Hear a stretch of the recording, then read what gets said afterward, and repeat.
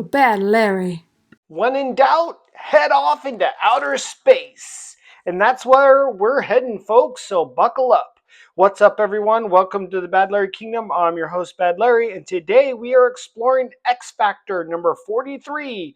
And as always, we got to rate that cover first. This is Paul Smith's debut as the now series artist.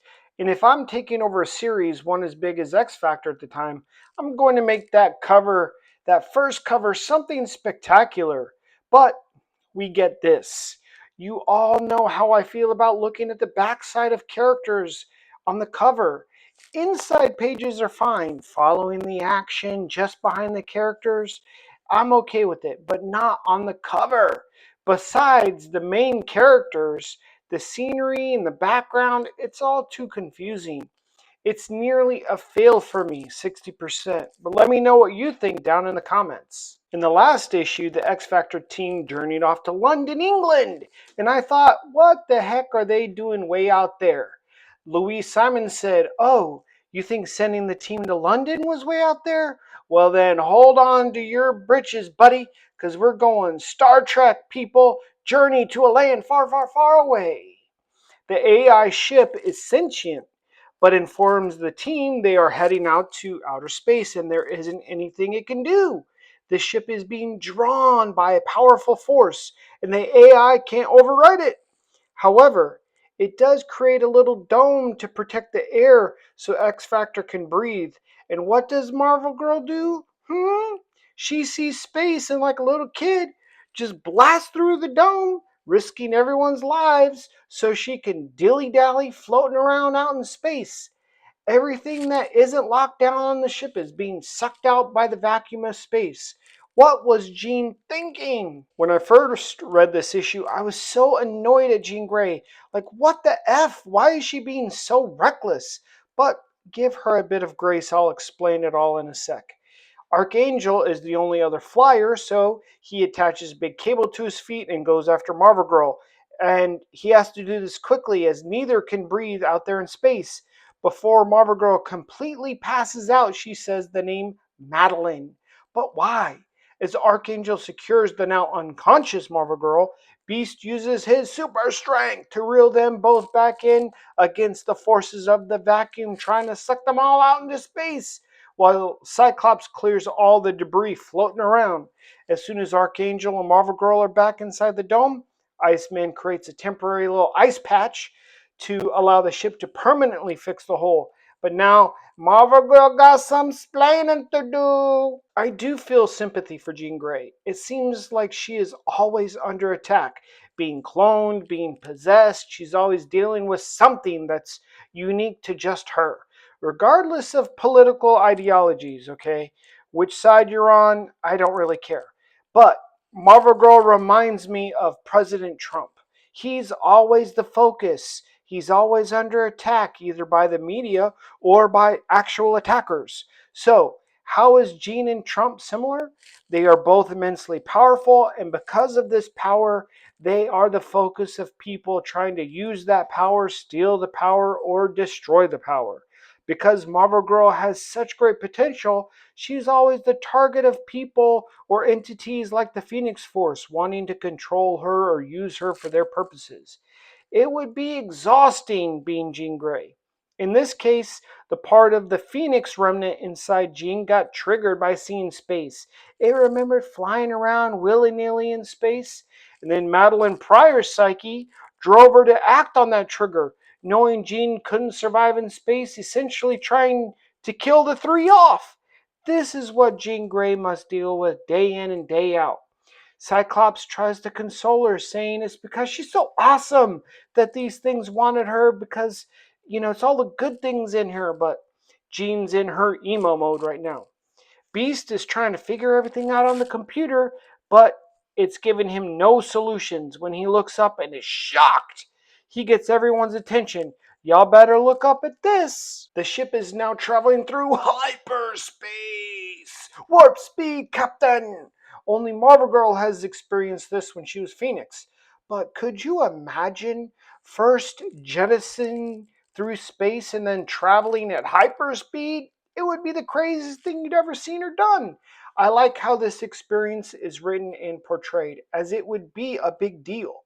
The scary part is knowing that you are now light years away from Earth, your home, and have no idea really how far away you are, where you are, or how you're going to get back, if that's even possible. A planet comes into view. The AI ship detects that there is a war going on, and it has been going on for over 1,000 years. So this planet is not hospitable for sure. The AI ship also somehow understands the local language and makes the X Factor team little communicator translators that they put on their uniform in order to understand and communicate with the locals. This giant ass spaceship, well, it's likely this is the thing that drew our heroes to this planet. But why? And who the heck is this big bitch? It's not clarified in this issue who this is, but for y'all, I'll fill you in. This big boy is a celestial by the name of Gamenon the Gatherer. So obviously, he gathered the X Factor team to this here battle torn planet. He stands at a whopping 2,000 feet tall, but that could be debatable, and weighs 9,072 tons. So, he may need to go on that Weight Watchers, and is responsible for experimenting on dinosaurs. He's the one who created Fin Fang Foom, and he created characters like the Deviants and the Eternals, most notably. So this big guy is kind of a big deal. So remember when I said this guy was 2,000 feet tall? Well, that's what the internet says, but there's some discrepancies here. Uh, in this panel, the first panel, the AI ship says that it's the size of Manhattan Island, which is 22 miles long. And Gamenon is easily holding it in his hands like a little toy. So, quick math, if the average ratio of a hand size to its height is 1 to 9, then Gamenon's height would be 9 times 22 miles, which is 198 miles tall. That's a big difference between 198 miles and 2,000 feet. Either way, he's a big, big boy. X Factor doesn't know what to do. Do they fight him? Would it even make a difference? Beast recognizes Gamenon's immense power and tells the team they just have to let him do what he's going to do. Well, what it seems that Gamenon wants is to teleport our X Factor heroes right into the mix of the 1,000-Year War. Who are all these crazy ass looking characters? Who's who? Before a darn breath can be taken, Cyclops is blasting fools left and right. Marvel Girl has to secure little baby Christopher, of course, because she insists on bringing him along on every mission. Why? Everyone is fighting and we don't know which side is good or bad. Well, Archangel sees a pretty lady about to get squished by a giant one-eyed monster looking dude and swoops in to save her. You think that she'd be appreciative of that? Nope. She says, "How dare you touch me with your dirty, unworthy hands?" And All May with the big beard hits Archangel baseball style in the guts for his efforts and takes him prisoner of war. Okay. Who the F are these characters? I will give it to Louise Simonson. She has no problem coming up with new characters, whole planets, and backstories. She's a gem for comics. But reading this actual comic, well, she was quite verbose. And trust me, I'm saving y'all some headache reading through this story because these characters speak in a funny type of English, or I guess it's the way that it's translated. So I'm doing y'all a favor giving you the gist. We have two factions warring at each other on this planet. You have the Chosen versus the Rejects. The Chosen are clearly the pretty, normal human looking people. The Rejects are the monster, ugly looking people. And then you have duelers, like Duel, which is someone half chosen and half reject. So they're uh, half and half. So the Chosen, who are the main characters on this side? Well, you have Perfect Sira or Princess Sira, and you could see why she would be so annoyed if someone is touching her, especially if they thought she was a reject. This is who Archangel dared to save?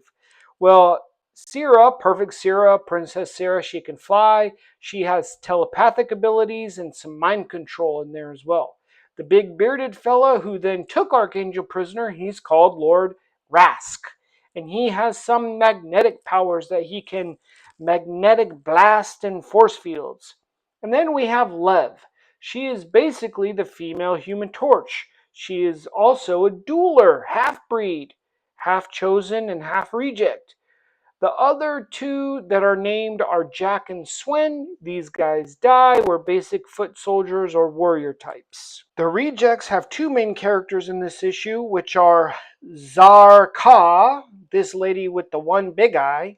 She's called an entropist. She can make stuff blow up from the inside out. And then we have Spack, this lizard green looking guy. Well, he is a power jammer. Just like Leech, he can turn people's powers off or jam their minds up so they can't use their powers. Okay, now you know who's who and what they can do. Let's continue with the story. The issue with X Factor being on this planet in the middle of the battle is that neither the Chosen or the Rejects know who they are, and both consider them enemies. From obvious appearances, they thought Beast, Archangel, and here Iceman to be rejects. We see Iceman battling Lev and is bonked in the back of the head with an axe, falling to the ground unconscious. I tell you what, these X Factor characters get concussed a lot.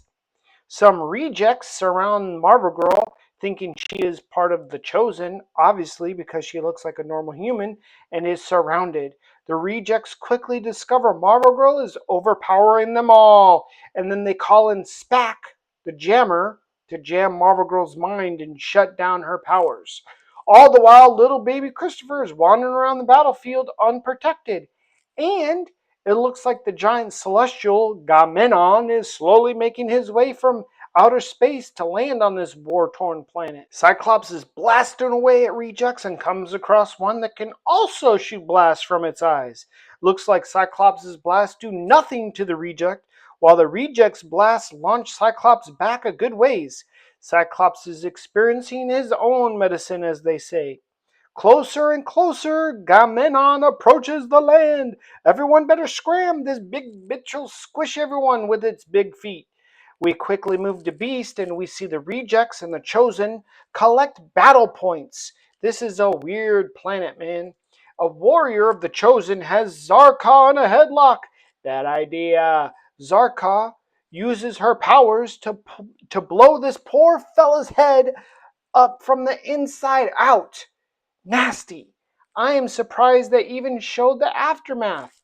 Everyone must pause. Gamenon is about to touch land. Out of the way! As Iceman recovers, he is dazed and confused and concussed, but he's back in his human form. Lev is shocked. As a half-breed herself, a dueler, she thought she was one of the only ones. She thinks Iceman is also a dueler, a half-breed, which is why she helps him out. The rejects and the Chosen collect their prisoners of war, which include most of the X Factor team, and one of the Chosen warriors picks up baby Christopher and is planning to give him to their scientists. Poor baby Cable. He gets his bad luck, I'm sure, from Jean Grey's genes. Or good luck, depends on your perspective. Cyclops is one of the only X Factor members to not be taken prisoner. He wakes up in the midst of dead bodies only to look up and see he's about to get squished by Gamenon and delivers the best line of the issue. What a stupid way to die. I enjoy these types of adventures. You really have to read this issue a few times to get your bearings, which I think is a good thing. It mimics the fog of war, being thrust in the middle of the battle and not knowing anything about anything. I'm intrigued and clearly excited for issue number 44 to see how my boy Cyclops gets out of this cliffhanger.